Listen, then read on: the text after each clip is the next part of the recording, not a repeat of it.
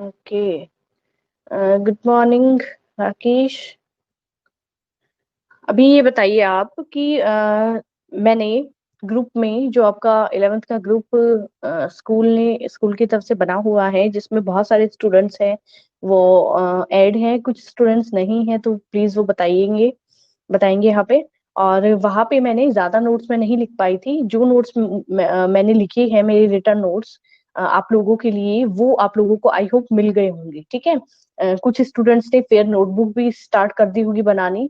तो वो नोट्स जब आपने पढ़े तो लैंग्वेज वगैरह या जिस तरीके से मैंने लिखे हैं, बिल्कुल आपको अश्मित फिर नोटबुक बिजनेस स्टडीज की मेंशन करनी है, और उसी में आपको ये सारे नोट जो भी मैं भेजूंगी वो आपको उसमें लिखने हैं। Good morning Neha. ठीक है। तो पहली चीज तो आती है सबसे पहले हैंड राइटिंग कि ऐसा तो किसी स्टूडेंट के साथ नहीं हुआ है कि मेरा जो लिखा हुआ रिटर्न नोट्स है उसमें लैंग्वेज में आप लोगों को कहीं प्रॉब्लम आई हो, या इस तरीके के कोई वर्ड लैंग्वेज थे, या फिर नोट्स समझ में नहीं आए, इस तरीके का कोई भी प्रॉब्लम हो तो आप बताओ कि जो आपने जितने भी पढ़े, तो आई थिंक एक एक बार देखा तो लिखे नहीं होंगे, फिर भी देखा तो सभी ने है वो नोट्स को। Okay okay. ओके अपूर्वा, आप अभी देख लेना, और आज मैं आपको फर्स्ट जो चैप्टर है यहाँ पे आज कोशिश करेंगे कि अपना कंप्लीट हो जाए, और वहां पे मैं आपको आज और नोट्स है वो सेंड करूंगी ग्रुप के अंदर।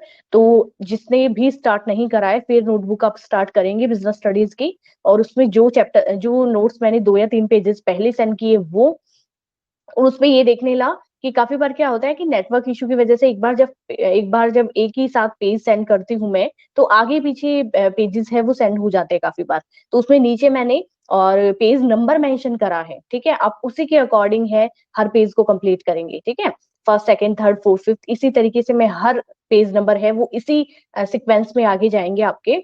तो उसको देख के और आप लिखेंगे, ऐसा नहीं है 3 नंबर पेज है वो पहले मैम ने भेजा है तो मैं पहले ही लिख लूंगा, नहीं। नीचे आपको देखना है कौन सा पेज नंबर है, उसी के अकॉर्डिंग आपको जो आपका नोट्स है वो लिखने हैं। ठीक है।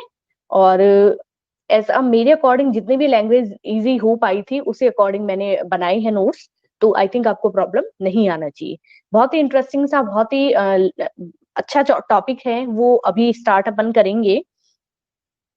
इस चैप्टर का अपन आज ये कंप्लीट हो जाता है तो यहाँ पे अपना फर्स्ट चैप्टर है वो अपना कंप्लीट माना जाएगा। ठीक है, बहुत ही बड़ा चैप्टर ये था, फर्स्ट चैप्टर इंट्रोडक्शन था, आगे अपने इतने बड़े बड़े चैप्टर नहीं आएंगे।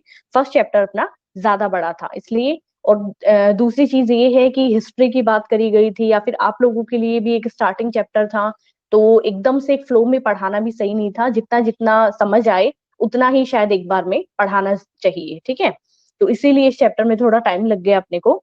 आज जो टॉपिक अपना लास्ट चल रहा था उसी को आगे अपन कंटिन्यू करेंगे। और ये अगर पॉइंट टॉपिक अपना कंप्लीट हो जाता है उसके बाद जो भी आपकी कंफ्यूजन थे, डाउट क्लासेस अपने बोली थी, क्वेरीज वगैरह थी, वो भी अपन डिस्कस करेंगे। ठीक है। तो लास्ट जो अपना टॉपिक था वो क्या था?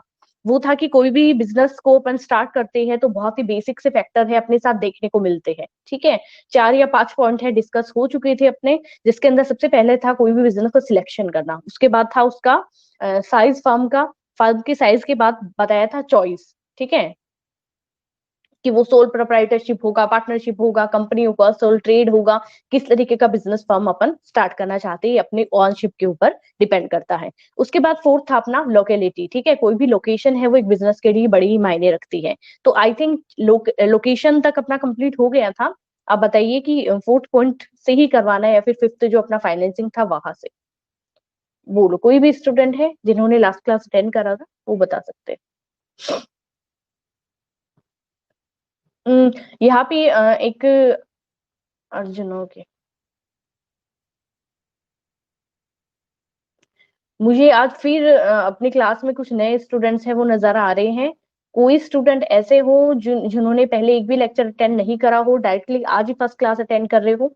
कोई भी ऐसे स्टूडेंट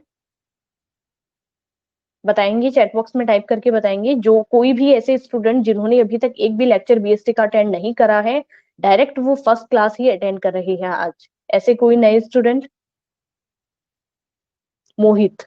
मोहित बहुत लेट है बेटा, इतना न्यू स्टूडेंट है या कैसे? Good morning Arjun.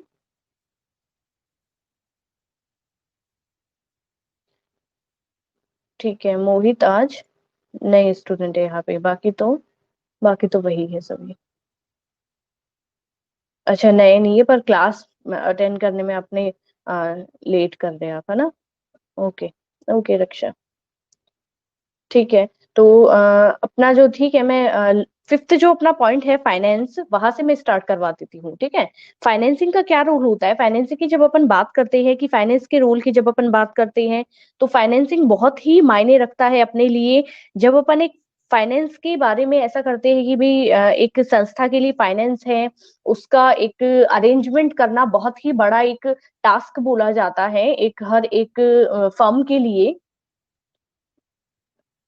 फाइनेंसिंग से ही करवाना है ना? ओके। तो फाइनेंसिंग में ये कहा गया है कि कोई भी जब अपन एक प्लांट को स्टेबल करने की मतलब बारे में सोच रही है, प्लानिंग अपन कर रहे हैं, तो फाइनेंसिंग अरेंजमेंट है वो बहुत ही बड़ा एक पॉइंट अपने लिए माना जाता है। इसमें कहा गया है कि कोई भी एक नई फर्म को स्टार्ट करने के लिए, वैसे भी अपन नई बिजनेस सेटअप में जो अपने बेसिक फैक्टर्स होते हैं उन्हीं की बात कर रहे हैं, तो यहाँ पे भी यही मेंशन करा गया है कि एक नई फर्म या एक नई बिजनेस को जब अपन शुरू करते हैं, तो उसके लिए एक एसेंशियल कैपिटल है वो बड़ी ही रिक्वायरमेंट होती है अपने लिए। अब उन कैपिटल को अपन कहाँ से अरेंज करेंगे, किस किस जगह से अपन अरेंज कर रहे हैं, वो अपने लिए सबसे मायने रखेगा। ऐसा नहीं होता, मैंने पहले भी आपको ये चीज बताई है कि हमेशा जितना भी अपना एक कैपिटल अरेंजमेंट होता है, वो हमेशा अपने साथ अपने पास ही रहे। अपने को मार्केट में ही अलग अलग सेक्टर से वो जो कैपिटल है उसका जो मतलब अपने को एक रिक्वायरमेंट जितना भी होता है, उसका सारा जो अपने को सिस्टम अरेंज करना है, वो अपन मार्केट में ही अलग अलग जगह से मार्केट में अपन अरेंजमेंट करते हैं। इसके बाद कहा गया है कि बहुत सारी ऐसी अपन कह सकते हैं कि इसमें असेट्स में भी इंक्लूड कर सकते हैं अपन बहुत सारी, कि फिक्स असेट्स भी होती है, नॉन फिक्स असेट्स भी होती है। फिक्स असेट्स में अपन लैंड है, मशीनरी है, बिल्डिंग है, इन्हीं को हमेशा इन्वॉल्व करते हैं। ठीक है। तो इनके जो खर्चे होते हैं, इसके अलावा रॉ मटेरियल वगैरह है अपने। ठीक है। या क्रेडिटर्स भी होते हैं, डेटर्स भी होते हैं, जिनको अपन देनदार और लेनदार भी कहते हैं। इसके अलावा डेली रूटीन के बहुत सारे छोटे छोटे एक्सपेंसेस होते हैं, इन सब के लिए भी कैपिटल बहुत ज्यादा रिक्वायर्ड होती है। तो ये जो एक कैपिटल फाइनेंसिंग का जो प्लानिंग है, ये बड़ा ही एक टफ काम माना जाता है एक नए बिजनेस सेटअप के अंदर, जिसमें ये किया जाता है कि कितना तो कैपिटल का अपने को जरूरत है, और फिर वो कैपिटल अपन कहाँ कहाँ से अरेंज करेंगे, यही चीजें अपने लिए मायने रखेगी। ठीक है। थोड़ा सा जैसे आपकी बुक के अकॉर्डिंग अपन चले, तो इसके लिए देखिए क्या कहा गया है। इसमें कहा गया है आप लोगों के लिए कि जब अपन एक फाइनेंस की बात करते हैं, तो capital is required for business. ठीक है। Capital is required for investment in fix assets like land, building, machinery. ठीक है। जैसा कि मैंने बताया, ये फिक्स असेट्स होती है। ठीक है। ये कब स्थायी संपत्ति इनको बोला जाता है, लैंड, बिल्डिंग और मशीनरी को। इसके अलावा अपन रॉ मटेरियल हुआ, बुक्स हुआ, डेटर्स हुए, क्रेडिटर्स हुए, या फिर मार्केट में अपने को छोटे छोटे डेली रूटीन के जो डे टू डे एक्सपेंसेस होते हैं, उनको फुलफिल करने के लिए भी कैपिटल का बहुत ज्यादा रिक्वायरमेंट अपने को, फाइनेंसिंग, इन सबको फाइनेंस में ही अपन इन्वॉल्व करेंगे। कि सबसे पहले एक बिजनेस को सेटअप कर रहे हैं, न्यू बिजनेस को सेटअप कर रहे हैं, तो कितना कैपिटल रिक्वायरमेंट अपने को है, उसके बाद कितना तो अपने पास है और कितने को अपने को मार्केट से अरेंज करना है, ये सारी चीजें अपना फाइनेंसिंग के अंदर इन्वॉल्व होगा। उसके बाद फिजिकल फैसिलिटीज की बात करी गई है। फिजिकल फैसिलिटीज में देखिए क्या कहा गया है कि availability of physical facilities including machinery and equipment.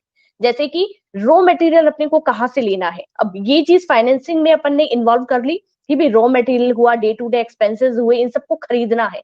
पर फिजिकल फैसिलिटीज अपने को ये कह रही है कि खरीदना कहाँ से है, किस तरीके से खरीदना है, वो सोचेंगे फिजिकल फैसिलिटीज में। कि रॉ मटेरियल हुआ, इसके अलावा अपन कह सकते हैं कि बहुत सारे ऐसे अपने फैक्टर्स इन्वॉल्व होते हैं कि जिस तरीके का अपन एक बिजनेस सेटअप लगा के बैठे हैं, उससे रिलेटेड छोटी छोटी जितनी भी फैसिलिटीज अपने को चाहिए, वो सारी की सारी अपन फिजिकल फैसिलिटीज में इन्वॉल्व करेंगे। कि रॉ मटेरियल मंगवाना है, इसके अलावा अपने को फिनिश्ड गुड्स में रेडी करना है, मशीनरी किस तरीके की होनी चाहिए, या लेबर है वो किस तरीके के अपने होने चाहिए, किस तरीके से अपन काम अपना करवा रहे हैं, ये सारी चीजें जो होगी ये फिजिकल फैसिलिटीज में इन्वॉल्व होगी। The decision related to this factor will be dependent on the nature of size of business. ये सारे जो डिसीजन होंगे, ये किसके ऊपर डिपेंड करेंगे, अपने अब जब अपन ने छोटा सेटअप लगा रखा है, मशीनरी बहुत ही लिमिटेड है और ये देखना है कि स्मॉल अपना साइज ऑफ बिजनेस है, तो अपन ज्यादा इन्वेस्टमेंट या ज्यादा जो मटेरियल है, रॉ मटेरियल या ज्यादा अपन इस तरीके का मंगवा के क्यों रखेंगे। ठीक है, ये कहा गया है कि nature and size of business जैसा होगा, टोटली फिजिकल फैसिलिटीज डिपेंड करेगी उसी अकॉर्डिंग और वर्क भी उसी अकॉर्डिंग करेगी। ठीक है, उसके बाद में अपन बात करते हैं प्लांट लेआउट की। ठीक है, तो प्लांट लेआउट का मतलब क्या बोला गया है यहाँ पे, ये कहते हैं कि जिस तरीके का भी अपन प्लांट सेटअप कर रही है, ध्यान से सुनिएगा, प्लांट लेआउट का मतलब कहा गया है कि जिस तरीके का भी अपन प्लांट वहां पे सेटअप कर रहे हैं, उसको अपने को प्लानिंग के साथ सेटअप करना पड़ेगा। ये नहीं है कि किस तरीके की अपनी, मतलब एक ये होता है ना फिक्स प्री प्लानिंग जो होती है, अपन प्लानिंग करते हैं, योजना जब अपन बनाते हैं, तो ये पता है कि ये अपना सेटअप जो है अपने को लॉन्ग टाइम के लिए लगाना है। जैसे कि एक एग्जांपल आपको दूं, मशीनरी। ठीक है, कोई भी फर्म के अंदर या कोई भी कंपनी या प्लांट के अंदर जब आप मशीनरी को सेटअप करेंगे, तो उसको अपन ये मान के चलेंगे कि कोई भी मशीनरी है वो बहुत ज्यादा एक्सपेंसिव होती है। ठीक है, तो मान लीजिए एक फर्म के अंदर अपन ने 5 मशीनरी को परचेज करा है, तो वो अपना कॉस्ट पड़ा है टोटल 10 लाख। ठीक है, 10 लाख जो है अपना, वो कैपिटल अपने को इन्वेस्ट करना पड़ा है उन मशीनरी के लिए। तो अपन क्या मान के चलेंगे, हर साल जो एक्सपेंसेस मशीनरी के ऊपर लगाई जा रही है, ठीक है, डेप्रिसिएशन होगा धीरे धीरे। अब कोई भी सामान जब आप लेते हो, डेप्रिसिएशन वर्ड आपने सुना होगा कि कोई भी जब आप प्लांट या मशीनरी जब सेटअप कर रहे हो, या फिर आप ये ले लीजिए ना कि कोई भी 2 व्हीलर या 4 व्हीलर आपने परचेज करा है, तो आपने मान लीजिए कि उसका कॉस्ट तो आपने 7 लाख है वो दिया है, जब आपने न्यू उसको बिल्कुल फ्रेश पीस है वो परचेज करा है। जब आप उसको किसी थर्ड पार्टी को सेल आउट करेंगे, तो आप क्या मानते हैं आपको कितना प्राइस उसमें मिलेगा, 7 लाख ही मिलेगा क्या? या फिर आप एक मोबाइल की बात कर लीजिए कि जिसको आपने थोड़ा बहुत यूज कर लिया है, उसके बाद आप उसको सेल आउट करने की कोशिश कर रहे हैं, तो क्या वो सेम टू सेम जैसा आपने मार्केट से पीस लिया था, क्या वही सेम प्राइस के अंदर आप सेकंड पार्टी को सेल आउट कर सकते हो? बताइए, नहीं कर सकते ना। सेम यही चीज अपूर्वा रक्षा जिन्होंने भी करा है, किया है रिप्लाई अभी, तो सेम यही चीज अपन देखेंगे किसके अंदर, एक मशीनरी के अंदर। मशीनरी की भी हर साल जो वैल्यू होती है वो लेस होती जाती है। ठीक है, डेप्रिसिएशन ये कहता है जितने में मशीनरी आपने खरीदी थी, आपने उसको काम में भी लिया है, आपने उस पे एक्सपेंसेस भी करा है। ठीक है, इसके अलावा आपने उसकी क्या करा है, जब भी उसमें कुछ खराबी हुई है तो आपने वो भी उसमें ठीक करवाई है। तो जब आप उस मशीनरी को जितना काम में ले रहे हैं, और जब अपन उसकी वैल्यू को कैलकुलेशन करेंगे, तो क्या वो वैल्यू 7 लाख की, 10 लाख का जो प्लांट में आपने मशीनरी सेटअप करा था, या 10 लाख की जितनी ही आपने machinery same to same fresh piece है, नहीं, वो धीरे धीरे डेप्रिसिएशन उनका काउंट करा जाता है। और जब लास्ट में मशीनरी बचती है, तो फिर अपन देखते हैं कि ये मशीनरी अब इतने ही लाख की रह गई है, इतने ही हजार की, 1000 में ही उसका रह जाता है। ठीक है, इस तरीके से किया जाता है। तो एक जब प्लांट लेआउट की बात आती है कि कोई भी प्लांट में, प्लांट को अपने को सेटअप करना है किसी भी जगह जाए, उसमें मशीनरी को अपन इन्वॉल्व करें या और कोई इक्विपमेंट को इन्वॉल्व करें, तो उसके लिए एक प्री प्लानिंग बहुत ज्यादा जरूरी है। इसमें भी सेम यही चीजें कही गई है। Once the requirement of physical facilities has been determined, जब पहचान ली जाती है physical facilities, the entrepreneur should draw in layout plan. जैसा मैंने बोला है कि लेआउट प्लान को ड्रॉ आउट करता है, देखते हैं कि किस तरीके से अपना जो प्लांट है उसका, मतलब किस तरीके से अपना प्लांट है वो सेटअप अपने को करवाना है, वही चीज इसके ऊपर डिपेंड करेगी। सारी जो प्लानिंग होगी ये एक एंटरप्रेन्योर के द्वारा की गई प्लानिंग होगी। ठीक है, अपूर्वा वॉइस क्लियर नहीं है बेटा, यहाँ से सेम मेरे यहाँ से कोई प्रॉब्लम नहीं आ रही है, और कोई स्टूडेंट को ऐसा कुछ।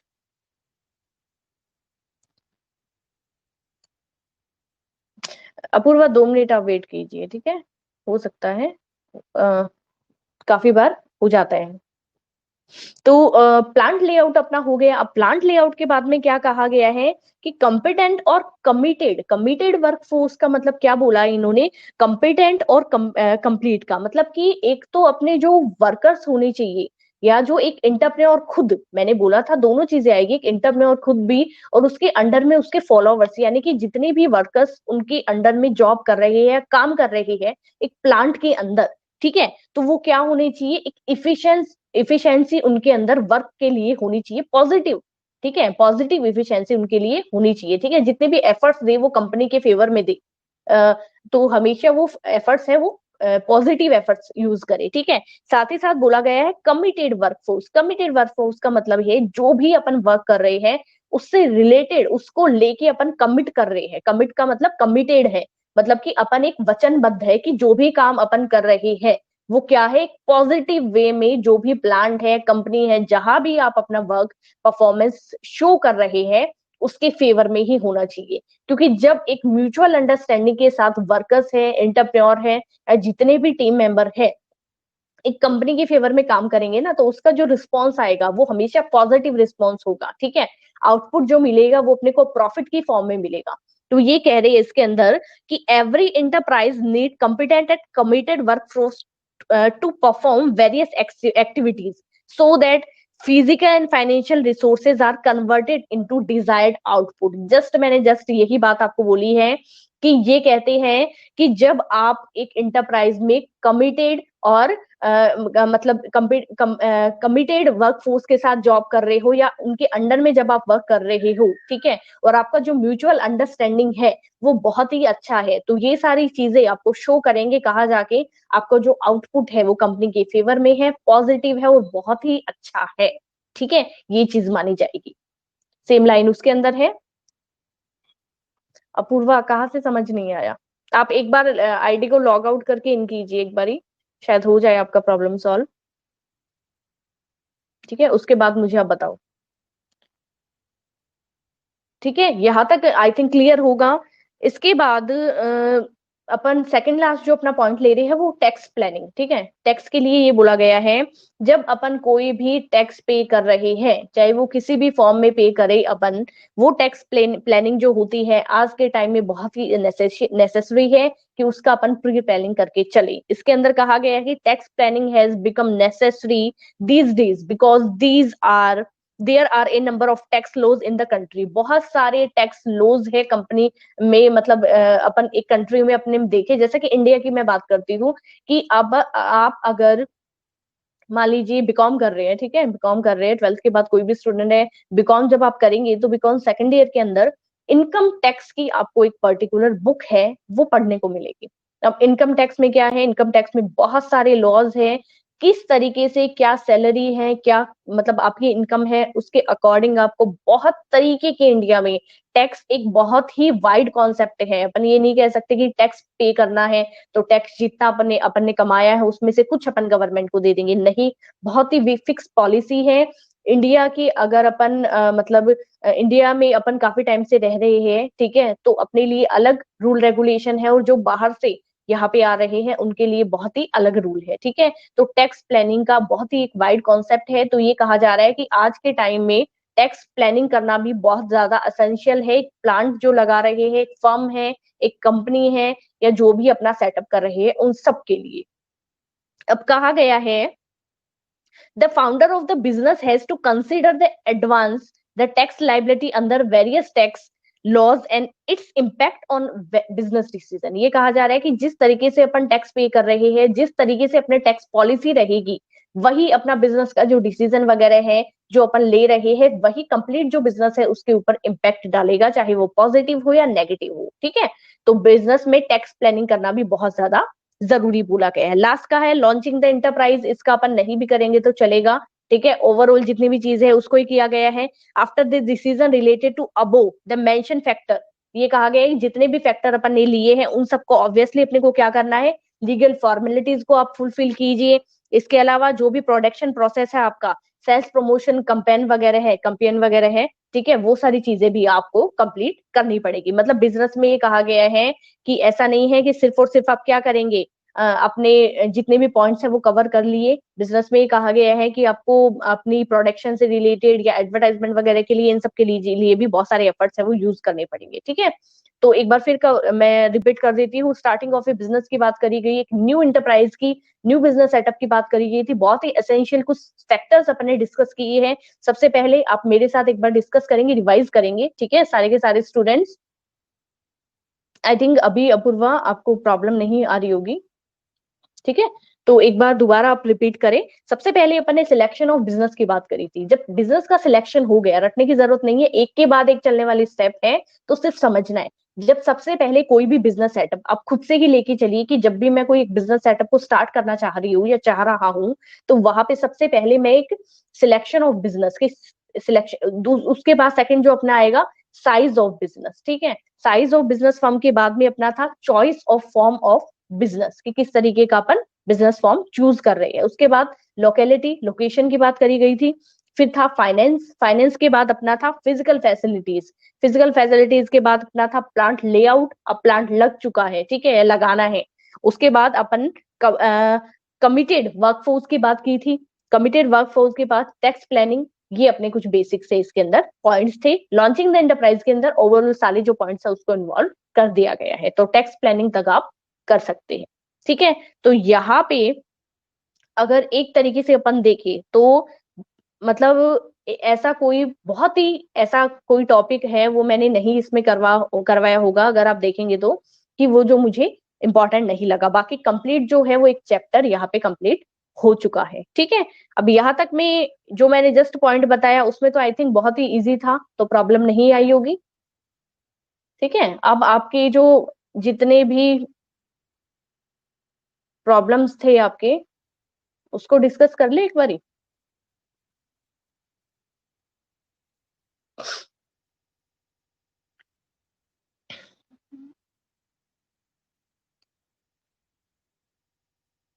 ठीक है, ये जितने भी अभी आपके क्वेरीज वगैरह थी उसको एक बारी अपन ले लेते हैं, और नहीं हो पाएंगे कंप्लीट तो अगली क्लास में फिर देख लेंगे, पर एक बारी स्टार्ट करते हैं, ठीक है। ओके, आज मुझे स्टूडेंट्स, ठीक है, okay okay okay.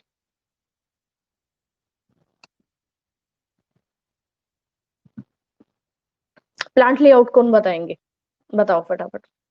Plant layout में यही है पर्टिकुलर, जब आप एक प्लांट को सेटअप कर रहे हो, ठीक है, तो प्लांट को सेटअप करना एक छोटी मोटी फॉर्म अपन नहीं कह सकते, बहुत ही बड़ा एक डिसीजन होता है, प्री डिसीजन मेकिंग के साथ चलना होगा प्लांट लेआउट में। और प्लांट लेआउट यानी कि कोई भी मतलब प्लांट को सेटअप करने का मतलब ही बोला गया है। तो प्लांट को सेटअप करने का मतलब ये है कि कोई भी इंटरप्रेन्योर, इंटरप्रेन्योर का मतलब ये होता है, ये मैं आपको नहीं, कि इंटरप्रेन्योर मैंने आपको ऑलरेडी बता रखा है। तो एक इंटरप्रेन्योर का ये एक डिसीजन होगा कि वो अपने प्लांट का, जैसे कि क्या होता है कि आप छोटा सा भी एक घर जब बनवा रही हो, एग्जांपल आपको देती हूँ, तो आप क्या करते हैं, उससे पहले कोई भी या तो बिल्डर वगैरह होते हैं, इस तरीके से आप अपने घर का जो एक मॉडल होता है, ठीक है, उसको सेटअप रेडी करवाते हो। ऐसा तो नहीं है कि आपने एक कंस्ट्रक्शन वर्क है उसको स्टार्ट कर दिया है, उसके बाद अपन सोच रहे हैं कि किचन कौन सा डायरेक्शन में जाएगा, या अपना जो रूम है वो कौन सा डायरेक्शन में जाएगा, या गैलरी है वो कौन से डायरेक्शन में अपन निकलवा रहे हैं, वो सब चीजें नहीं होती, ठीक है। तो वैसा ही सेम चीज होता है अपने सामने एक बिजनेस के अंदर, कि प्री प्लानिंग बहुत जरूरी है हर चीज की, ताकि अपना टाइम और पैसा दोनों चीज, ठीक है, मतलब यहाँ पे आप मान लीजिए कि टाइम अपना सेव हो रहा है, साथ ही साथ अपना मनी है वो भी सेव हो रहा है, अगर अपन हर तरीके की प्लानिंग है बिजनेस के अंदर, स्ट्रेटेजी प्लान है। हाँ, मैंने ये एग्जांपल भी आपको दिया था पहले कि उसमें थोड़ा बहुत आगे पीछे अपन कर सकते हैं, कि जितना अपन ने पर आइटम के हिसाब से या पर प्रोडक्ट के हिसाब से अगर कोई पैसे को जोड़ रखा है, तो उसमें अपन आगे या पीछे थोड़ा बहुत हो सकता है डिक्रीज इंक्रीज, पर ओवरऑल जो आपने प्लानिंग करी है या फिर आपने स्ट्रेटेजी प्लान करा है, इस तरीके का कोई भी मॉडल आपने रेडी किया है, वो कभी भी पूरा का पूरा चेंज नहीं होगा। तो प्लांट लेआउट के अंदर यही है कि कोई भी प्लांट जब आप सेटअप करते हो या लगाते हो, उससे पहले एक इंटरप्रेन्योर का यहाँ पे एक बहुत अच्छा ये काम रहेगा कि वो एक प्लांट से रिलेटेड क्या करेंगे, सारी की सारी जो बेसिक एसेंशियल जो स्ट्रेटेजी होता है, प्लानिंग होता है, प्री प्लानिंग के साथ वो चलेंगे। तो तोशी इसके अंदर अपन ये इन्वॉल्व करेंगे, ठीक है।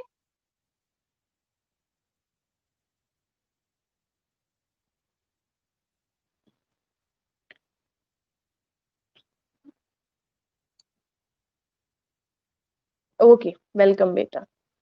अब आप लोगों के बहुत सारे डाउट्स थे, अभी जो जो स्टूडेंट्स ने मान लीजिए 2 दिन में अपना परसों लेक्चर हुआ था, तो मान लीजिए कि कल अगर आपने इस टॉपिक में थोड़ा बहुत पढ़ा हो तो वो भी अपने डाउट्स है वो बता सकते हैं, अगर अभी डिस्कस हो पाए तो ठीक है, वरना अपन बाद में करेंगे, ठीक है। तो सबसे पहले अपन स्टार्टिंग से देखिए, आपने बहुत सारे बताए थे कि मैम यहाँ यहाँ हम लोगों को प्रॉब्लम आ रहा है इस तरीके का। तो सबसे पहले अपन मेन अपना जो टॉपिक था वो हिस्ट्री से ही अपन टॉपिक स्टार्ट कर देते, कि हिस्ट्री ऑफ बिजनेस बहुत सारा पूछा था बहुत सारे स्टूडेंट्स ने, था कि नहीं था ये topic. History of trade and commerce, history of business, इसकी बात की गई थी। ठीक है, फिर उसके बाद इंडिजीनियस जो था, यानी कि अपना पहले का जो बैंकिंग सिस्टम है उसके बारे में भी क्वेश्चन पुट हुआ था।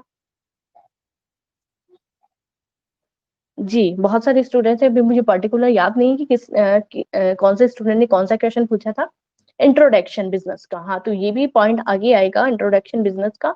सबसे पहले इंट्रोडक्शन से पहले अपन डिस्कस करेंगे क्या, history of business. History of business की जब अपन बात करते हैं तो ये कहा जाता है कि सेलिंग एंड बाइंग, ठीक है, बेचना और खरीदना। अब ध्यान से सुनिएगा कि जहां पे बेचना और खरीदना, ये दो कॉन्सेप्ट जहां पे देखने को मिलेंगे, वहीं से कॉमर्स है वो स्टार्ट हो जाती है।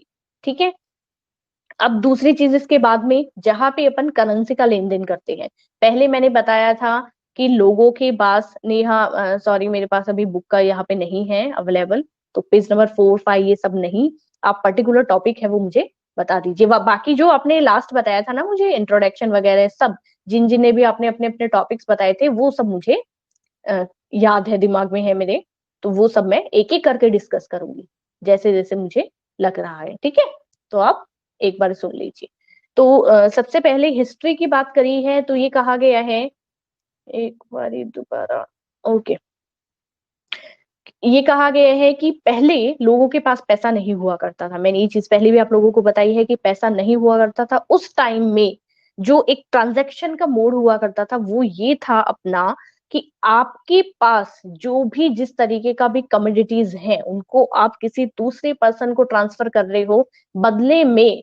ठीक है, और सेकंड जो पार्टी है वो भी आपको कमोडिटीज ही, मतलब पर्टिकुलर कोई भी एक गुड्स है, कोई भी इस तरीके का जो आपका नीड है उसको फुलफिल करने के लिए उसी तरीके का कोई एसेंशियल जो थिंग है वो ही ट्रांसफर कर पाती थी। ठीक है, पैसा नहीं हुआ करता था। और फिर कहा है कि अगर पैसा हुआ भी करता था तो बहुत ही लंबे टाइम के बाद में पैसा है वो कोई भी फॉर्म में आया था, उसकी बात मैं आपको आगे बताऊंगी। ठीक है, अब ये कह रहे हैं ट्रेड और कॉमर्स ने बहुत ही अच्छा रोल प्ले करा है। ठीक है, एंशियंट टाइम में, एंशियंट इंडिया में अगर अपन बात करें यहाँ पे, तो ये कहा गया है कि बहुत ही पुराने टाइम से है, कॉमर्स है, ट्रेड है, बिजनेस है, चलता आ रहा है। फॉर्म अलग अलग थी, रिसोर्सेज बहुत ही लिमिटेड थे लोगों के पास, तो उस फॉर्म में किया जाता था। पहले अलग अलग कैटेगरीज में डिवाइड किया जाता था कि सेठ साहूकार वगैरह है वही लोगों को जो पैसा है वो बोरो करते थे, बदले में आपके पास जो भी आपका सबसे मतलब ये कहा जाता है कि सबसे जो आपके पास एक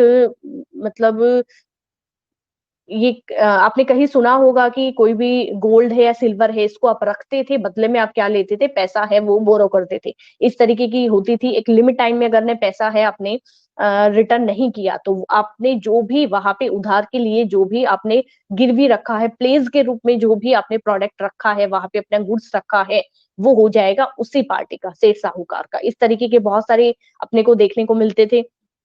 इसके बाद कहा गया है कि मोहनजोदारो और हड़प्पा बहुत ऐसी मतलब सिटीज मिली थी जिसके अंदर भी पुरानी खुदाई हुई थी, उसके अंदर दोनों ये मिले थे। इनमें बहुत सारे ऐसे एसेंशियल मिले थे कि अलग अलग तरीके के सिक्के है, कॉइन है, वो मिले थे खुदाई में। तो ये माना जाता था कि उस टाइम में करेंसी बहुत ही लेट चालू हुई थी। ठीक है, फिर एनिमल्स, कैटल्स वगैरह है, इस तरीके के बहुत सारे अवशेष मिले थे। तो ये भी माना जाता था कि लोग क्या करते थे, लोग है ना एग्रीकल्चर से भी थोड़ा बहुत ताल्लुक रखते थे। ठीक है, और इसके अलावा अपन कह सकते हैं इस तरीके की मतलब बहुत सारे अवशेष है वो पहले की खुदाई में मिले हुए हैं। इसके बाद जब अपन बात करें कि कमर्शियल सिटीज में उस एंशियंट टाइम में दो ही सिटीज इन्वॉल्व थी, मोहनजोदारो और दूसरा था हड़प्पा। ठीक है, अब हिस्ट्री के बाद जब अपन बात करते हैं कि बिजनेस की, जैसे ठीक है वो तो अपन इंटरमीडिएटर्स में पढ़ेंगे। अब इंडिजीनियस बैंकिंग सिस्टम की बात करते हैं। इंडिजीनियस बैंकिंग सिस्टम यानी कि पुराना जो बैंकिंग सिस्टम अपना चलता आ रहा था। पहली चीज तो ये कि पुराने टाइम में बैंकिंग सिस्टम, बैंकिंग जो वर्ड है वो अभी इन्वॉल्व हुआ है। उस टाइम में मैंने यही बताया है ट्रांजेक्शन होते थे, पर पर्टिकुलर बैंकिंग वर्ड है वो यूज नहीं किया जाता था। बैंकिंग जो वर्ड है वो अभी यूज किया जाने लगा है। ठीक है, एक पहले का जो एंशियंट टाइम ले रहे हैं उसमें सारा जो ट्रांजेक्शन है वो होता था, पर लोगों को ये नहीं पता था कि ये बैंकिंग सिस्टम के नाम से आगे जाके इंट्रोड्यूस होगा। अब बात अपन करें कि इंडिजीनियस बैंकिंग सिस्टम है वो बहुत ही अच्छा रोल प्ले कर चुका है एंशियंट टाइम में, एंशियंट इंडिया में। लोगों को उधार लेना, पैसा देने लेने से रिलेटेड इस तरीके का जो ट्रांजेक्शन है वो चलता रहता था। ठीक है, और लोग इसी तरीके से क्या करते थे, अपना जो मतलब नीड है उसको फुलफिल करने का काम करते थे। अब जब बिजनेस ट्रांजेक्शन की अपन बात करेंगे तो मैंने ये बोला था, अपूर्वा,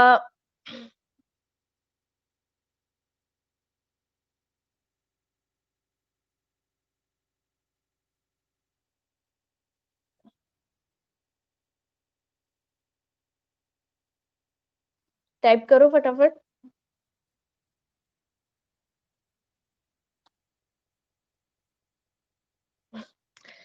अपूर्वा, क्वेश्चन आंसर, ठीक है, एक क्या होता है कि आपने जब 10th तक पढ़ा है, सभी टीचर्स का पढ़ाने का जो एक तरीका है वो अलग अलग होता है शायद, ठीक है। मुझे नहीं पता कि बाकी टीचर्स है अभी जो मेरे से कॉमर्स में आप ले रहे हैं लेक्चर्स, वो किस तरीके से आपको पढ़ा रहे हैं, मुझे नहीं है आइडिया। अब क्या होता है, 10th तक आपने पढ़ा है, काफी सारे टीचर्स आपको सिर्फ और सिर्फ लेसन है वो रीडिंग करवा देते थे, ठीक है, उसका मतलब आपको बता दिया, और उसके बाद में जो आगे की क्वेश्चन आंसर है वो ये कह देते थे कि ढूंढो और करो।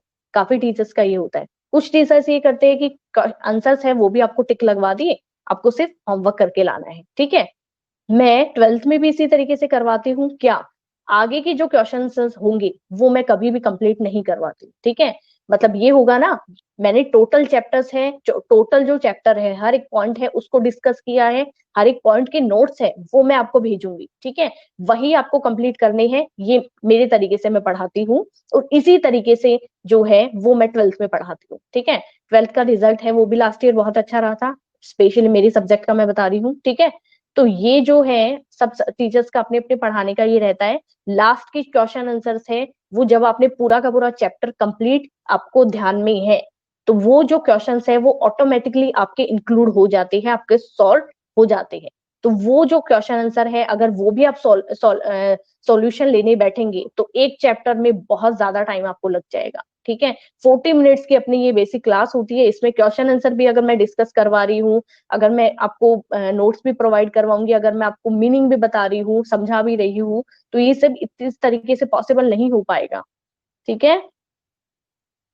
नहीं नहीं, कोई दिक्कत नहीं है पूर्वा, मतलब मेरे कहने का मतलब ये है कि अब आप 11th की स्टूडेंट हैं, तो आपको क्या करना है, आप पीछे के क्वेश्चन आंसर्स पे ध्यान मत दीजिए, जैसा जैसा मैं आपको पढ़ा रही हूँ आप उसी तरीके से, ये स्पेशली अपूर्वा के लिए नहीं है, सभी स्टूडेंट्स के लिए मैं कह रही हूँ कि जो जो जिस तरीके से मैं आपको पढ़ा रही हूँ आप उसी तरीके से पढ़ते जाइए, आपका लॉस कहीं भी नहीं होगा, कहीं भी नहीं होगा, ये गारंटी मेरी है, ठीक है। फटाफट टाइप करो जो भी स्टूडेंट है। नहीं नहीं, क्वेश्चन आंसर का कुछ भी नहीं है रक्षा, कोई क्वेश्चन आंसर आपको नहीं करने, जो नोट्स मैं आपको भेज रही हूँ सिर्फ आपको वही करने हैं। नोट्स अगर आप कंप्लीट करेंगे हर एक चैप्टर के, थोड़ा बहुत अभी तो क्या स्टार्टिंग है तो आगे जाके आपको पता चल जाएगा, और 12th में भी अगर आप डिस्कस करेंगे 12th के जो आपके सीनियर्स हैं तो आपको थोड़ा आइडिया और हो जाएगा, ठीक है। उसी तरीके से आपको क्या करना है, कंप्लीट करना है, नोट्स के अंदर आपका पूरा चैप्टर है वो कंप्लीट हो जाएगा, अलग से आपको क्वेश्चन आंसर करने की कोई जरूरत नहीं है, वरना बहुत ज्यादा वाइड हो जाएगा, बहुत ही ज्यादा वाइड हो जाएगा। सोच के चलिए कि मान लीजिए 15, अगर 15 क्वेश्चन आंसर भी आपके हैं, तो इतने ज्यादा एक आंसर है वो आपका 2 से 3 पेजेस का रहेगा, तो आप कितना लिखेंगे, इतना नहीं लिख सकते ना, ठीक है। इंडिजीनियस बैंकिंग सिस्टम में एक वर्ड आया था, शॉर्ट में मैं फटाफट बता रही हूँ, इंडिजीनियस बैंकिंग सिस्टम का शायद एक स्टूडेंट ने मुझसे क्वेश्चन पुट किया था, हुंडी वर्ड मैंने यूज किया था उस टाइम में, चिट्टे और हुंडी दो वर्ड यूज किए जाते थे, दो वर्ड किसके लिए थे, ट्रांजेक्शन के लिए बोला गया था, यहाँ पे इंस्ट्रूमेंट ऑफ एक्सचेंज इसको कहा जाता था हुंडी को, ठीक है जी। तो हुंडी को exchange of instrument of exchange कहा जाता था, इसमें ये कहा गया है कि जब भी कोई ट्रांजैक्शन की बारी आती थी तो हुंडी जो है इसमें क्या किया जाता था, पर्टिकुलर आपको एक प्रूफ रहता था, जिसने आपको पैसा दिया है उसके पास भी ये सेम रहता था, और जिस आपने पैसा लिया है तो आपके पास भी पर्टिकुलर एक प्रूफ हुआ करता था, और ये प्रूफ है एक लिमिट टाइम के लिए हुआ करता था, कि जिस तरीके से आपको ट्रांजेक्शन लेना है करना है, जब आप पैसा रिटर्न करेंगे तो वो जो स्लिप है वो आपको दिखानी पड़ेगी, एक ट्रांजैक्शन का मोड हुआ करता था एंशियंट टाइम में इंडिजीनियस बैंकिंग सिस्टम में, ठीक है। धीरे धीरे टाइम है वो मॉडर्न कॉन्सेप्ट में चेंज होता गया, बहुत सारे रिसोर्सेज है अपने सामने शो होते गए, तो ये जो बैंकिंग सिस्टम है धीरे धीरे वाइड होता गया। अब इंटरमीडिएटर का पॉइंट है वो किसी स्टूडेंट ने मुझसे यहाँ पे पुट किया था ऐसा कोई क्वेश्चन, किसने किसको इंटरमीडिएटर्स है उसका पॉइंट, पूछना था, एक बार ही बताओ। राइज ऑफ इंटरमीडिएटर्स, नोट्स में भी मैंने मेंशन करा है आपके।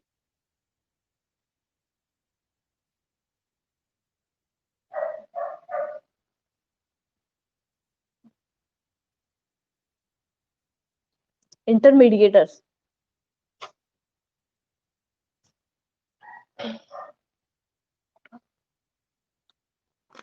हाँ अपूर्वा।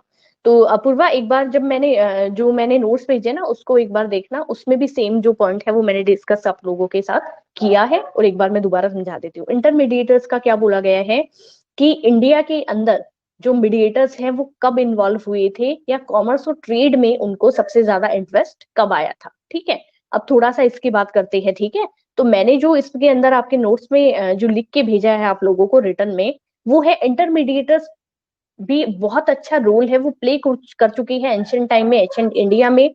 यहाँ पे कहा गया है कि अलग अलग जब अपन बात करें तो ओवरऑल देखो, सबसे पहले मैं आपको बताती हूँ, बहुत ही इंटरेस्टिंग टॉपिक है ये पूर्वा, बहुत ही अच्छा आपने क्वेश्चन पुट किया है और बहुत ही इंटरेस्टिंग है ये।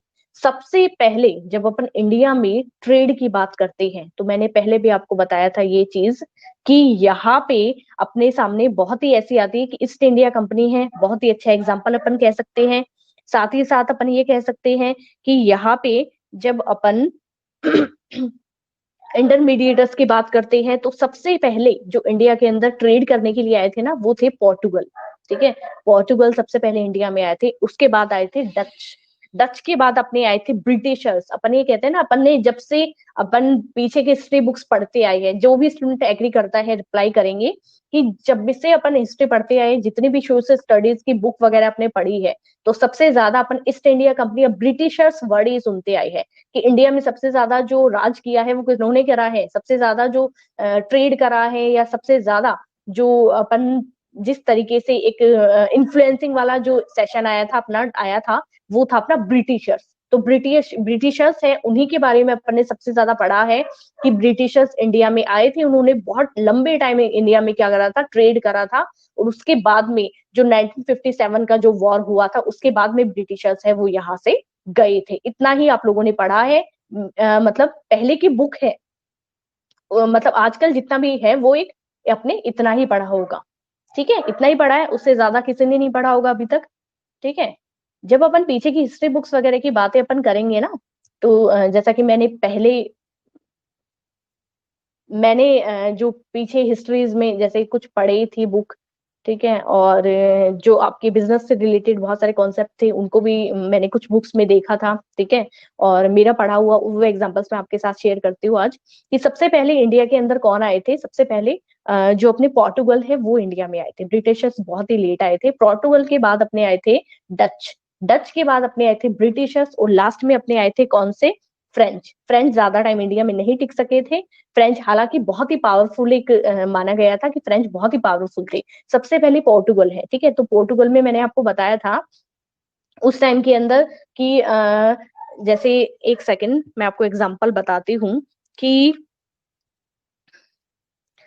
मैंने ये आपको कहा था ना कि जो कोलंबस है, ठीक है, तो कोलंबस है वो इंडिया में बहुत पहले आए थे। 15th सेंचुरी की जब अपन बात करेंगे तो ये इंटरेस्टिंग से पॉइंट है अपने सामने कि 15th सेंचुरी में कोलंबस है वो आए थे इंडिया के अंदर। ठीक है, तो इंडिया में आ नहीं पाए थे। एक्चुअली क्या था, जो लैंड रूट अपन ने डिस्कस की है ना, मेजर सिटीज वगैरह, मेजर जो लैंड रूट है जिनमें बहुत सारे सिटीज वगैरह के नाम है आज चेंज हो चुकी है, जो अपन ने, मैंने आपको पढ़ाया था, तो वो बहुत ही बाद की टाइम थी। 15th सेंचुरी की बात की जा रही है कि कोलंबस है वो इंडिया में आना चाह रहे थे, पर रास्ता भूल गए थे। रास्ता भूलते भूलते कहाँ पहुंच गए थे, अमेरिका पहुंच गए थे, क्योंकि कोई भी एक मेजर जो लैंड रूट है, मेजर जो शिपिंग रूट है वो उस टाइम नहीं बन पाए थे। ठीक है, उसके बाद में मैंने वास्को डी गामा का आपको बोला था कि वास्को डी गामा है वो इंडिया के अंदर आए थे। ठीक है, और उन्होंने बहुत ही इस तरीके का, तो ये सारे जितने भी थे पोर्टुगल्स के अंदर इन्वॉल्व थे, आए थे उस टाइम। मतलब इंडिया के अंदर एक हिंदू राजा तो जो थे वो उस टाइम थे, तो उस टाइम उन्होंने क्या करा था कि भी बाहर से पोर्टुगल अपने इंडिया के अंदर क्या आ रही है, ट्रेड करने के लिए, या फिर ट्रेड का उस टाइम नहीं था, पोर्टुगल अपनी इंडिया के अंदर आए हैं। ठीक है, तो जब पोर्टुगल इंडिया के अंदर आए हैं तो उनका बहुत ही एक अच्छे तरीके से वेलकम किया गया था। ठीक है, जिसको जहां भी समझ नहीं आए वो बता देंगे। पोर्टुगल्स इंडिया में आए थे, तो पोर्टुगल्स में मतलब वास्को डी गामा के साथ उनकी 2-3 टीम भी थी। वो जब इंडिया में आए तो उन्होंने देखा कि भी बहुत ही अच्छे से हमारा वेलकम करा गया है, और इंडिया के लिए बहुत ही एक बड़ी बात थी कि भी पोर्टुगल है वो इंडिया में आ रही है पहली बार। ठीक है, तो उन्होंने क्या किया, जाते जाते उनको बहुत ही ज्यादा जो मसाले वगैरह, स्पाइसेस वगैरह, या बहुत ही इस तरीके का जो सामान है वो उनकी जो भी बोट्स हुई थी उनमें भर भर के भिजवा दिया। ठीक है, वहां के राजा ने। अब सेकंड बारी क्या हुआ कि उन्होंने देख लिया कि भी इंडिया के अंदर वो ट्रेड करने के लिए बहुत ही अच्छी एक जगह है इंडिया तो। और अब वो क्या किए, 2 या 3 जो अपनी आई थिंक 4 इयर्स के बाद है, वास्को डी गामा दोबारा आए थे इंडिया के अंदर। ठीक है, तब उन्होंने सबसे ज्यादा जो स्पाइसेस वगैरह है यहाँ से एक्सपोर्ट करने का काम शुरू कर दिया था। उसके बाद वहां जाके पोर्टुगल्स ने उन वहां के लोगों को बताया। ठीक है, इस तरीके से इंडिया में सबसे पहले जो एंट्री हुई थी, ठीक है, अंग्रेजों के नाम पे, वो थी पोर्टुगल्स की। उसके बाद आए थे डच। डच ने क्या करा, डच ने ये देखा था कि डच में पर्टिकुलर को हिस्ट्री में आपको इतना नहीं इन्वॉल्व करूंगी। डच ने क्या किया था, डच ने सोचा कि जब पोर्टुगल्स वहां इंडिया जाके इतना ट्रेड कर सकते हैं तो हम भी तो कर सकते हैं। डच आए, डच को देखा देखी में ब्रिटिशर्स आए थे। सबसे लंबे टाइम के लिए जो इंडिया में राज करके गए थे वो थे ब्रिटिशर्स। ठीक है, जिन्होंने ईस्ट इंडिया कंपनी खोली। अब ईस्ट इंडिया कंपनी में क्या बोला गया है कि यहाँ पे आपने अभी सुना होगा कि इंडिया में अपन बहुत जगह पढ़ते हैं कि 75% जो आज भी इंडिया में लोग हैं वो अपना जितना भी लाइवलीहुड कंप्लीट करते हैं वो किसके थ्रू करते हैं, एग्रीकल्चर के थ्रू। एग्री करते हैं कि नहीं करते? अपना रिप्लाई दीजिए। इंडिया में आज भी बहुत सारे लोग हैं वो बहुत ही बेसिक सा अपना जो जीवन है वो चला रहे हैं। बहुत ही गरीबी है इंडिया के अंदर, और साथ ही साथ कहा जाता है कि बहुत ज्यादा 60% से ओवर अपन लेके चलेंगे कि आज भी जो भी काम हो रहा है वो एग्रीकल्चर के थ्रू ही हो रहा है। सबसे ज्यादा जो लोग हैं वो वैसे ही। अब ये जो एग्रीकल्चर वाला मोड है ना, ये बहुत ही उस टाइम का चलाया हुआ कॉन्सेप्ट है। ठीक है, जैसे कि मैं भी आपको बता रही हूँ राइज ऑफ इंटरमीडिएटर्स की, जो मैंने आपके नोट्स में मेंशन करके भेजा है आपको। ठीक है, अब सुनिएगा आगे क्या कहा गया है। ये कह रहे हैं कि an expanding trade brought in huge amount of silver bullion. Silver bullion, जो कि आप नोट्स में भी पढ़ेंगे तो आपको एक वर्ड नजर आएगा, सिल्वर बुलियन। ये कहा जाता है उस टाइम पूरे वर्ल्ड के अंदर करेंसी के नाम पे एक ही तरीके के सिक्के चले करते थे जिनको कहा जाता था बुलियन। ठीक है, फिर बता रही हूँ उस टाइम पूरे के पूरे वर्ल्ड के अंदर, not India, not only India, ठीक है, कंप्लीट वर्ल्ड की मैं बात कर रही हूँ, एक ही तरीके की करेंसी मोड हुआ करती थी जो थी क्या, बुलियन। बुलियन कहा जाता था। इंडिया में लोगों के पास पैसा नहीं था, बुलियन नहीं हुआ करते थे। ठीक है, यहाँ पे क्या आए, अंग्रेज आए यानी ब्रिटिशर्स आए। बुलियन का मतलब यही मैंने बोला है कि उस टाइम में जो करेंसी हुआ करती थी ना, आप किसी भी तरीके के सिक्कों को मान लीजिए, अब अपने को पर्टिकुलर ये नहीं पता कि उस टाइम कौन से सिल्वर कॉइन चलते थे या किस तरीके के अपने जो सिक्के हैं वो चलते थे, कॉइन चलते थे, और उन कॉइन को कहा जाता था बुलियन। और ये माना जाता था नेहा कि जिस कंट्री के पास जितने बुलियन है वो कंट्री उतनी ही ज्यादा रिच है। ठीक है, मतलब ये कहा जाता था, ये टाइम मैं बता रही हूँ जिस टाइम ब्रिटिशर्स की मैं बात कर रही हूँ, पोर्टुगल का हट गया, डच का हट गया, ब्रिटिशर्स अब इंडिया में है। तो उस टाइम ये माना जाता था कि ट्रेड है, ये देख लिया कि इंडिया के लोग बहुत ही सीधे साधे हैं, ट्रेड अपन इजीली जाके कर सकते हैं। तो उस टाइम पूरे ओवरऑल वर्ल्ड में जो करेंसी के नाम पे जो भी मोड हुआ करता था, जो कॉइन थे उनको कहा जाता था बुलियन। और ये माना जाता था जिस कंट्री के पास जितने भी बुलियन है वो कंट्री उतनी ही ज्यादा रिच है। अब इंडिया में इस तरीके का नहीं था, ब्रिटिशर्स के पास बहुत ज्यादा बुलियन थे। ठीक है, अब मैंने इसमें लाइन मेंशन करी है, देखना कि यह कहा जाता है कि silver Boolean into Asia and a large share of that Boolean gravitated, ठीक है, ग्रेविटेटेड टुवार्ड्स इंडिया। ठीक है, ये चीज मैंने इसमें लिखी है। अब देखना, अब कहा गया है कि सिल्वर, अपन बुलियन की बात यहाँ पे कर रहे हैं, तो क्या माना जाता था कि भाई आज आप किसी से भी कोई गुड्स है वो परचेज करते हो, ठीक है, तो वो आपको फ्री ऑफ कॉस्ट तो नहीं दे सकता। ठीक है, बदले में आपको क्या करना पड़ेगा, कुछ करेंसी तो आपको पे करनी ही पड़ेगी। मानते कि नहीं मानते?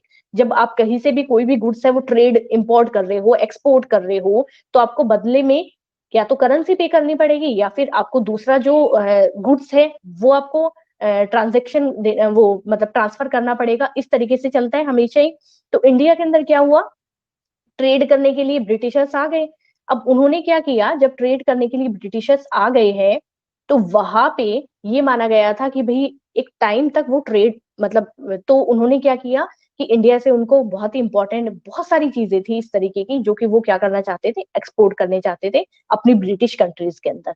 तो बदले में वो क्या करने लगे, यहाँ के जो राजा वगैरह थे उनको लालच देने लगे। लालच क्या हुआ, बुलियंस, ठीक है, कि ज्यादा से ज्यादा बुलियंस है वो यहाँ पे भेजने लगे, और बदले में यहाँ से जो ट्रेड करना है, उनको एक्सपोर्ट करनी है जितनी भी, मतलब बुलियंस का कोई रोल ही नहीं था, इतनी ज्यादा अपन कह सकते हैं एक्सपेंसिव चीजें अपने पास थी यहाँ पे, पर यहाँ के लोगों को बुलियंस देने लगे और बदले में जो भी एक्सपोर्ट है वो जरूरी जो चीजें है वो ले जाने लगे। ठीक है, कुछ टाइम तक ऐसा होता गया।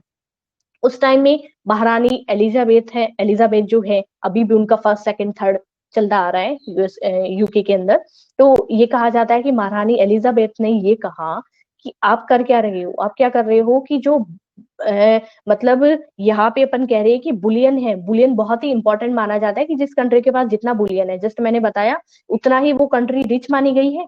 ठीक है, तो आप तो क्या कर रहे हो, यहाँ के बुलियन वहां भेज रहे हो, तो ये तो बहुत ही गलत हो जाएगा कि इंडिया तो हो जाएगी, इंडिया के पास तो बुलियंस हो जाएंगे ज्यादा और ब्रिटिश कंट्रीज में बुलियन का हो जाएगा कमी। ठीक है, ये चीजें यहाँ तक आप देखना कि फिर उसके बाद में क्या किया गया था, ब्रिटिशर्स ने थोड़ा सा माइंड यहाँ पे लगाया है। माइंड लगाने के बाद में क्या किया गया है इंडिया में, इंडिया से, और ये किया गया है कम से कम बुलियंस देने लगे, मतलब बुलियंस तो दिए हैं बट बहुत ही कॉइन अपन जिनको कहेंगे बहुत ही कम दिए हैं। और मान लीजिए एग्जांपल दे रही हूँ कि 10 रुपए का उन्होंने क्या किया, यहाँ से रॉ मटेरियल यानी कि मान लीजिए कॉटन है वो यहाँ से उठाया, ट्रेड किया, ले गए एक्सपोर्ट करके ब्रिटिशर्स कंपनी में। ठीक है, वहां पे बेचा उसको, 10 रुपए की कॉटन है वो बेच दी उन्होंने 100 रुपए में, मान लीजिए 100 रुपए में बेचने के बाद में वही की जो फैक्ट्रीज है वो उसको कंप्लीट शर्ट का एक शेप दे रही है। ठीक है, ओवरऑल जो बन के आई शर्ट, उसी शर्ट को क्या किया, इंडिया में बेचा, इंडिया के लोगों को ही बेचा। ठीक है, 10 रुपए का यहाँ से रॉ मटेरियल अपने ही लोगों से परचेज करके वहां पे ले गए, सेल आउट किया, उनकी कंपनीज ने उसको एक कंप्लीट फॉर्मेट दिया और उसी शर्ट को किन लोगों के बेचा, इंडियंस को ही आके बेच दिया। इस तरीके से धीरे धीरे धीरे धीरे क्या हुआ, बहुत ज्यादा एक अपन कह सकते हैं गरीबी इंडिया के अंदर आ गई। और फाइनली लोगों को क्या करना पड़ा, क्योंकि ट्रेड है वो तो उस पे तो कंप्लीट जो अपना एक राइट होता है वो तो सारा का सारा ब्रिटिशर्स है वो लेके बैठ गए थे। ठीक है, तो इंडियंस के लिए ट्रेड के मामले में कहीं कोई जगह नहीं बची थी, तो फाइनली उनको मूव करना पड़ा खुद को किसके ऊपर, एग्रीकल्चर के ऊपर। जो 1857 का जो वॉर हुआ था वो यही लोगों का सबसे ज्यादा एक अपन कह सकते हैं गुस्सा कह लीजिए कुछ भी, कि इस तरीके से एग्रीकल्चर में लोगों को उतरना पड़ा, क्योंकि उनके पास इनकम ऑफ सोर्स कुछ नहीं रह गया था, उनके पास कुछ भी नहीं रह गया था, क्योंकि यहाँ से होता था हैंडमेड काम, जबकि वहां से कंपनीज से बन बन के गुड्स है वो ट्रांसफर हो रहा है और लोगों को यही बेचा जाता था। तो लोगों को फाइनली क्या करना पड़ा, एग्रीकल्चर की तरफ जाना पड़ा।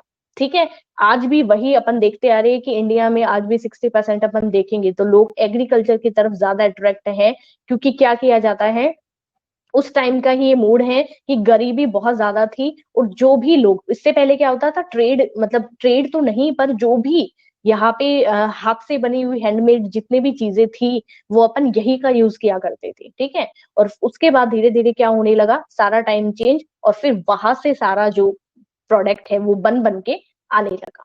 तो ये उस टाइम का कॉन्सेप्ट है कि एग्रीकल्चर की तरफ लोग हैं वो इस तरीके से जाने लगे थे। ठीक है, तो यहाँ पे मैंने मेंशन करा है इंटरमीडिएटर्स का, बुलियन का कॉन्सेप्ट है, सिर्फ आपकी बुक में कुछ ज्यादा आपको दे ही नहीं रखा, आपकी बुक में सिर्फ सिल्वर सिल्वर बुलियन है, उसी का नाम दे रखा है, उसके आगे पीछे कुछ भी नहीं दे रखा।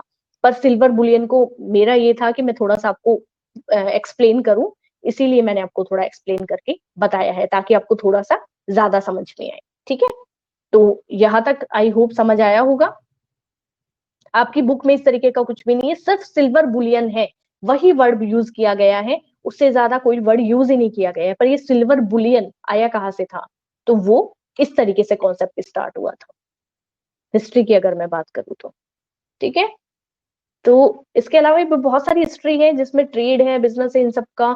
तो इंडिया में मतलब बहुत सारी इस तरीके की एक्सप्लॉइट किया गया था। ठीक है, यहाँ के लोगों को बहुत ही ज्यादा एक्सप्लॉइट किया गया था, शोषण उनका किया गया था, हर तरीके से काम भी उन्हीं से करवाया जाता था। ठीक है, और पैसा नहीं दिया जाता था। ठीक है, तो आज का जो है थोड़ा सा अपना बचा है, बहुत सारे कॉन्सेप्ट है वो अभी मतलब बहुत सारे अपने टॉपिक है वो कवर होने से रह गए हैं, वो अपन नेक्स्ट क्लास में डिस्कस कर लेंगे। जितना मैंने पढ़ाया है वहां तक अगर आपको प्रॉब्लम हो तो बताइए। ठीक है, आज मैं और नोट्स आपको सेंड करूंगी, वो भी आपको फेयर नोटबुक में उसी के आगे मेंशन करने हैं। ठीक है, देखिए जो भी आप पढ़े कम पढ़ लीजिए।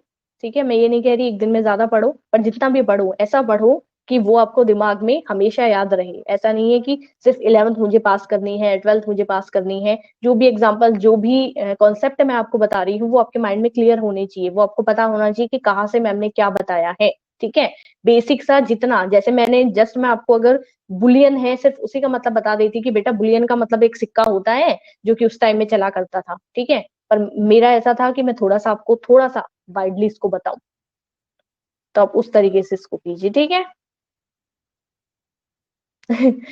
आज की क्लास कुछ ज्यादा इंटरेस्टिंग थी तोशी। हाँ, इस तरीके की क्या होता है कि अपन उस टाइम में अपन नहीं थे। ठीक है, हिस्ट्री अपन ने नहीं देखी है, हिस्ट्री के बारे में सिर्फ अपन ने सुना है। तो जब हम उसके बारे में डिस्कस करते हैं तो एक्चुअली बहुत इंटरेस्टिंग कॉन्सेप्ट होता है ये अपने सबके लिए, कि उस टाइम में ये जो 1857 का है वॉर क्यों हुआ था, किस तरीके से हुआ था। ठीक है, जब एक दिन फ्री होंगे ना कि भाई एक दिन फ्री है और आज अपन ने जल्दी कोई टॉपिक है वो कंप्लीट कर लिया है, तब थोड़ा सा और वाइडली बताऊंगी आपको। ठीक है, जब मैं इसको पढ़ती हूँ तो मुझे भी बहुत इंटरेस्ट आता है। Have a good day Neha. Most welcome Raksha. Neha bye bye बेटा। अपूर्वा बाय। Recording complete.